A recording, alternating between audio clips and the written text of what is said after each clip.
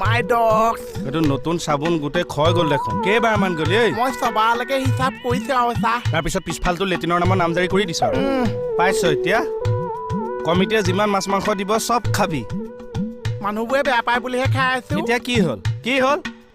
এই 20খন পেণ্ডেলত কিমান মাংস খালি তই গাহৰি পোৱালি 3টামান গ'ল নেকি চা এতিয়া চাবোন দি হাত ধুই থাকিবলৈ আহিছ হ'ব এয়াখন মাৰি দে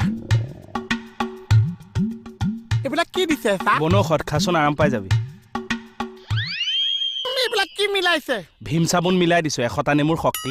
আপুনি খাওক লওক একো নহয় খা এয়া মধুৰিআমৰ কোহপাত মচন্দৰী আৰু মানিমুনি ৰস আছে খাই দে